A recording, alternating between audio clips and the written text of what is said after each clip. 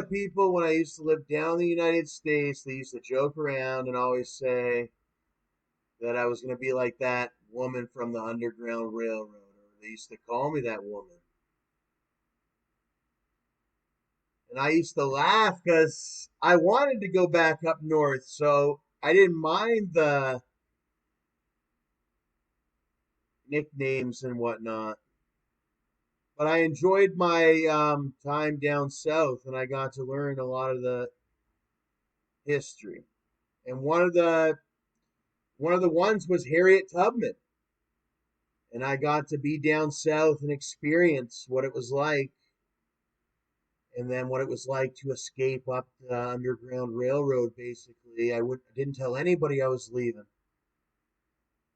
I didn't tell anybody I was going back up north to Canada because they used to pester me, pester me, and pester me.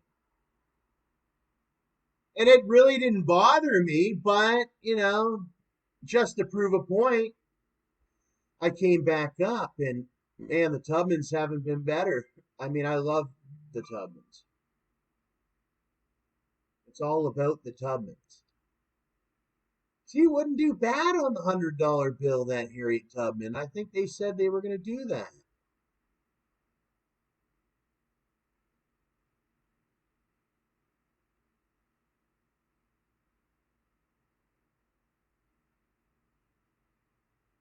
You don't know the whole story of Tubman. You gotta.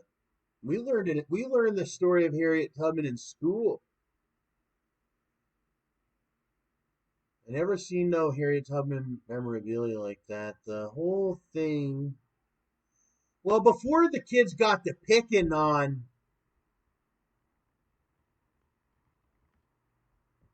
people about the Tubman,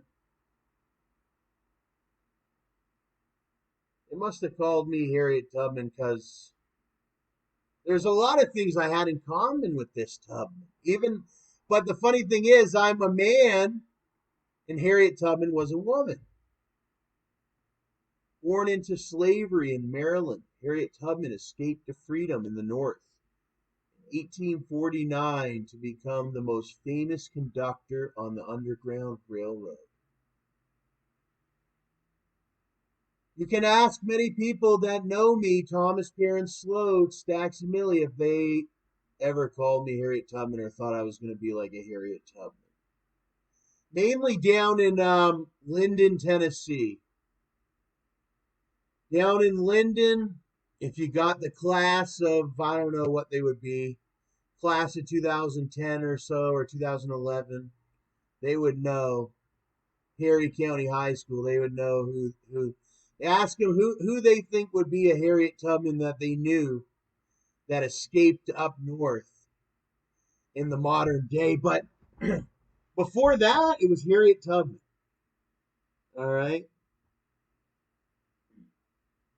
Just she wasn't getting fairly treated down south. She had to go north.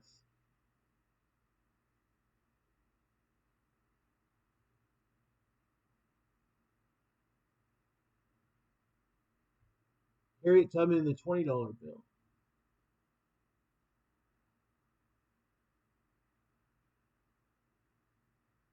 I learned a lot about MLK. I had many Martin Luther King Day, Junior Days down in Florida. Because in Florida, they have, well, actually, I think every state or city has that Martin Luther King Jr. Boulevard. Very fascinating for Tom to really take a grasp on how much there is African American history down there and the African American. I grew up a white boy around white folks, and I hadn't understood that. It took a while to understand that there was a whole complete other side, and yada yada for me.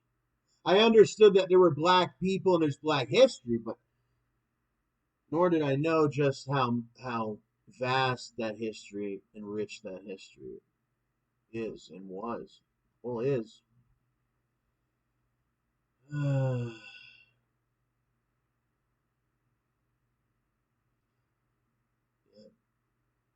But yeah, this story goes along with that Rosa Parks. Looks like there's even a Harriet Tubman National Park. The Harriet Tubman, they went underground and they got to the northern states. I went all the way north back to Canada, which is across the border. I have the security of the border as well because of some of the racism against what I am. But she managed to be able to settle down in the northern states there, and the story resonates.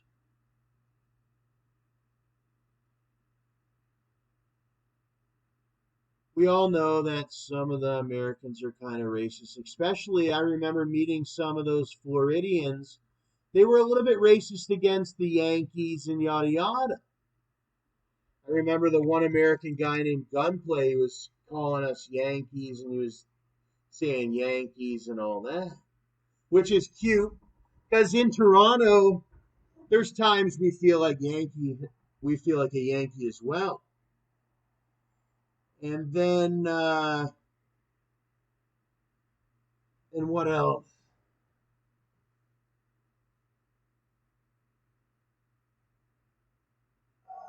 Yankees.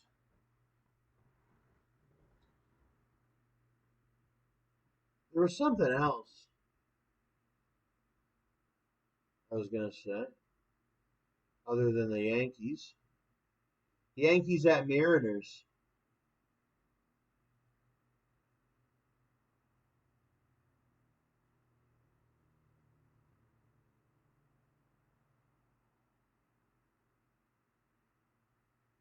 Yankees at Mariners.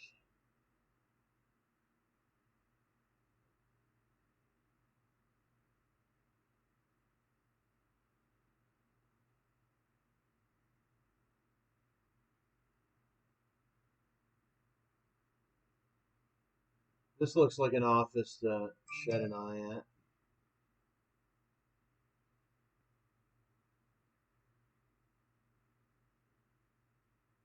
New York, St. Louis.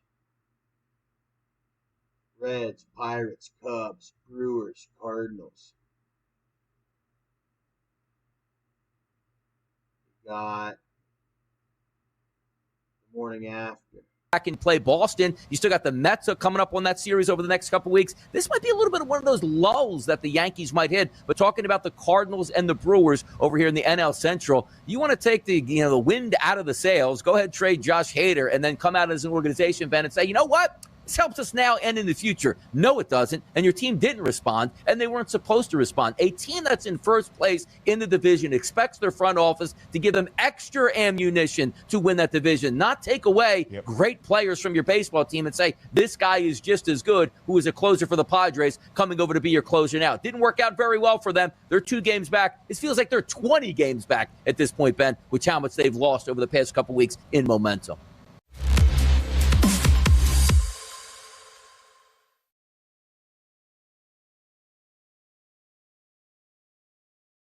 We have a great person here. Where's our beautiful, great swimmer? Gaines, where's Gaines? Come up here. Will you please come up here? Come up. This is a great champion. And she was beating everybody, and then one day she looked over and said, that's the largest human being I've ever seen. Come here.